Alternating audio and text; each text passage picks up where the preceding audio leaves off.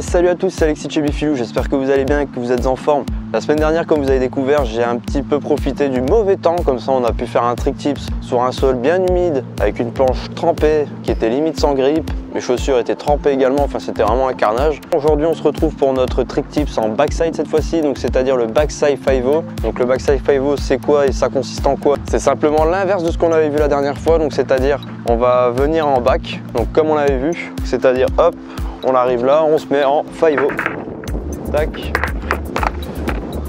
Et on glisse comme ça sur une arête, sur un curb, sur un rail, sur tout ce que vous voulez.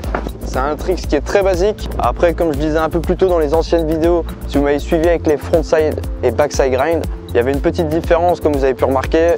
Soit on pousse vers l'avant, soit on pousse vers l'arrière. C'est un petit peu plus compliqué de pousser vers l'arrière à mon goût. Après, je sais qu'il y a des skateurs qui ont plus de mal à pousser vers l'avant que vers l'arrière. C'est pour ça qu'on voit les deux à chaque fois, une semaine sur deux.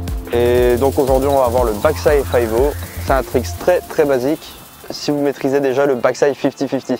De plus, si vous avez le ollie manual dans votre poche, le trick ne devrait pas être super compliqué à apprendre. C'est d'ailleurs pour ça que j'avais d'abord fait les trick tips en manual, pour que vous puissiez assimiler très facilement comment faire un backside 5-0. On va voir ça en détail juste après, mais on va d'abord passer au placement des pieds.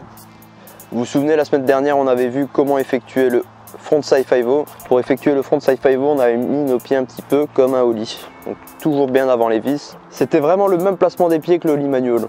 Cette fois-ci, ça va être un petit peu différent et je vais vous expliquer pourquoi. Vous vous souvenez, pour le backside grind, on avait mis nos pieds un petit peu comme ça.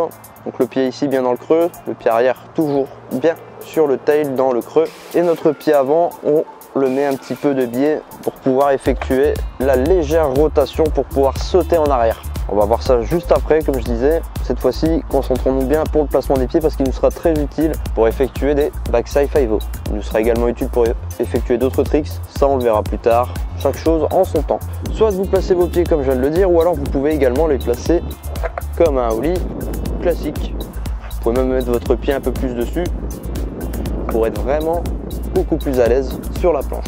Pour bien placer vos pieds, c'est vraiment à vous de voir comment vous êtes le plus à l'aise sur votre planche pour effectuer un ollie. Encore mieux si vous arrivez à effectuer un backside 50-50. Reprenez le même placement des pieds que vous faisiez pour ce trick là, parce que vous verrez, il n'y a pas beaucoup de différence, ce sera vraiment que le pied arrière qui va tout changer, contrairement au backside 50. Passons maintenant aux explications. Pour le backside 5-0, ce que vous devez impérativement savoir, c'est que le backside 50-50 est très important à maîtriser. Si vous le mettez une fois sur deux, je vous déconseille de l'apprendre tout de suite. Entraînez-vous vraiment sur le backside 50 pour être vraiment plus à l'aise dessus, pour ensuite passer à cette figure. Vous pouvez également bien apprendre le ollie manual avant de pouvoir passer à cette figure, ce qui vous aidera vraiment, parce que sans les manuals, vous allez faire des 5-0 comme on avait vu la dernière fois sur le tail.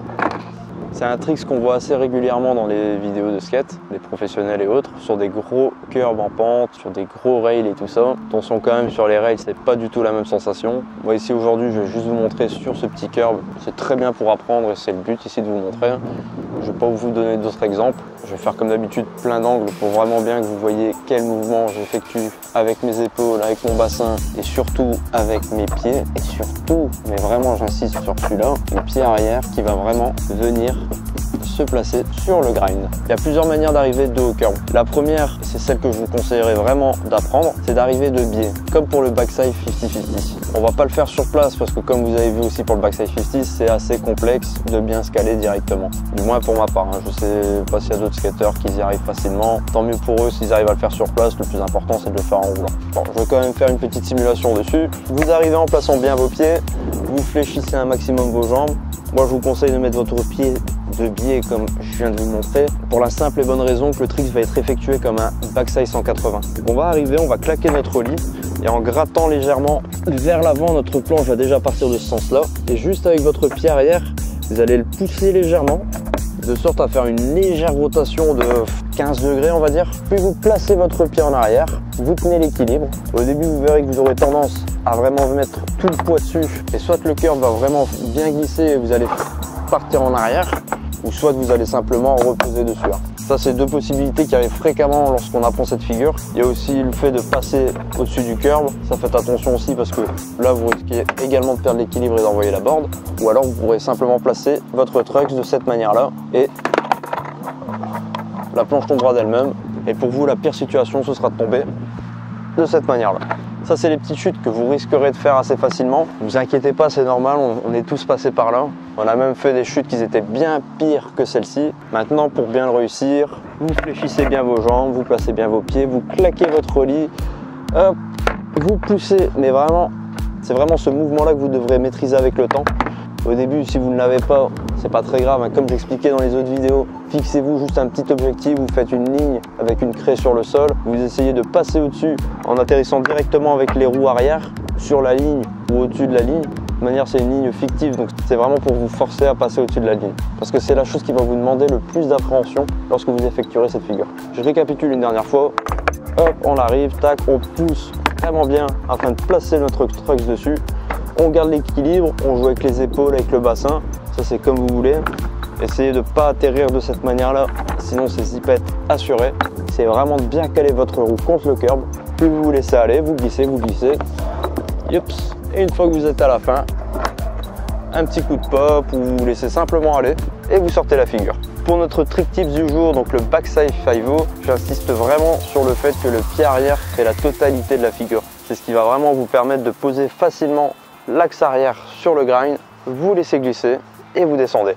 C'est 3 étapes qui sont assez complexes au début lorsqu'on essaye de l'apprendre. La première, essayez de vraiment bien le poser dessus. Si vous ne le tenez pas jusqu'au bout, c'est pas grave. Tant que vous arrivez à le caler, c'est le plus important. C'est l'étape la plus importante parce que c'est le plus complexe en fait. L'équilibre, vous l'apprendrez simplement à force de faire. Si vous maîtrisez déjà bien le frontside 5-0, vous allez l'apprendre bien plus facilement aussi parce que vous avez déjà un certain équilibre sur l'arête. Et si vous ne le maîtrisez pas, mais vous avez un très bon ollie manual, donc vous arrivez à faire des manuals nickel sur le flat, ce sera beaucoup plus simple pour l'apprendre.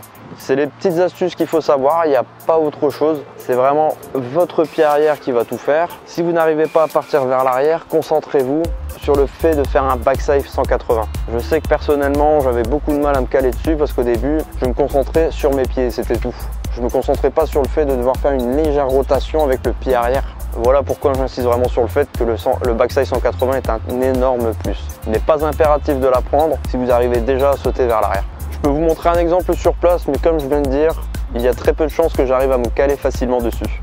Alors, si on arrive bien de biais, le fait de le faire sur place aussi, c'est pas évident parce que je suis bloqué.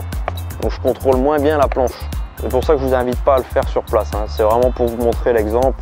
Alors, je passe bien mes pieds, hop, je fléchis bien les jambes. Je prépare déjà mon épaule pour effectuer ma rotation. D'autant plus que je suis sur place, donc là je vais vraiment devoir effectuer la rotation. Je vais claquer mon ollie et pousser avec ma jambe arrière afin de caler mon tail.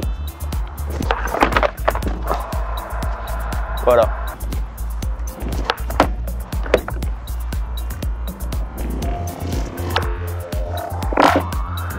Et pour mieux comprendre, on va maintenant passer aux exemples sur cette table.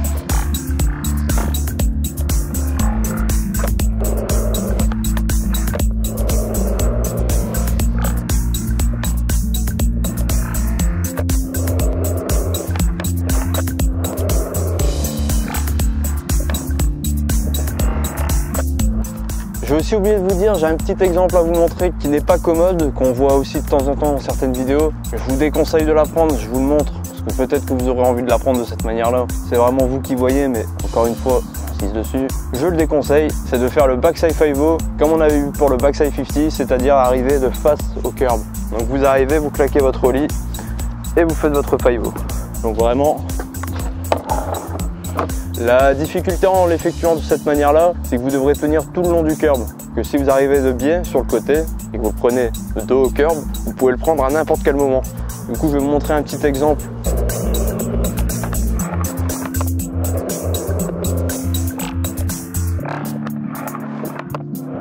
Voilà, comme vous venez de le voir, en effectuant la figure de cette manière-là, donc c'est-à-dire en le prenant face au curb, il n'y a aucun mouvement à faire. C'est comme si vous faisiez un ollie manual. C'est exactement pareil, sauf que là vous êtes sur l'arête et voilà, vous êtes en bac.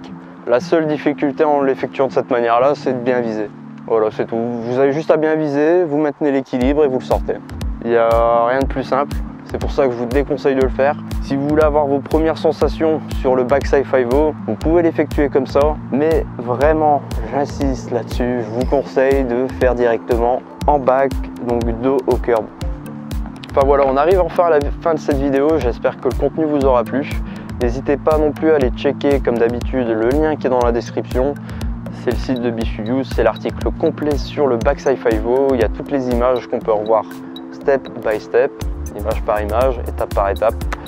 Ensuite, on a un petit gif en slow-mo pour vraiment voir chaque étape également, pour mieux assimiler comment faire la figure. Et pour terminer, on a la vidéo que vous êtes en train de regarder. Il y a aussi un espace commentaire qui est assez vide sur chaque trick tip, sur chaque skatepark. C'est pourquoi je vous invite à mettre un petit commentaire pour me dire ce que vous en pensez, quelles améliorations je pourrais faire, que ce soit sur l'article, soit sur le design du site, enfin vraiment sur tout ce qui touche à Be-Studios, son contenu vidéo, son contenu web, parce que c'est du codage brut. Je suis pas un expert dedans non plus, donc j'essaye vraiment de me débrouiller et de faire quelque chose de très propre, qui soit disponible autant sur PC que sur tablette et sur smartphone. Donc je vous invite à me donner des retours sur le site, dans l'espace forum, dans les commentaires de la vidéo, sur Facebook, enfin vraiment où vous voulez, mais je vous invite à le faire.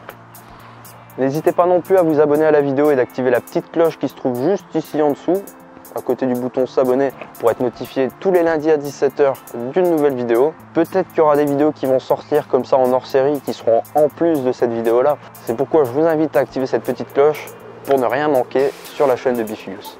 Et si le contenu vous plaît, n'hésitez vraiment pas à mettre un petit pouce bleu dessus. Voilà, je vous dis à très bientôt pour le prochain trick tips. Je vous dis pas plus sur ce que c'est. Et si vous avez suivi les dernières vidéos qu'on avait vues juste avant, avec les manuals, vous allez comprendre très vite de quel trick tips il s'agit. Vous pouvez également me le dire dans les commentaires si vous savez quel trick tip c'est. Voilà, je vous dis à très bientôt pour cette future vidéo. Salut, à plus!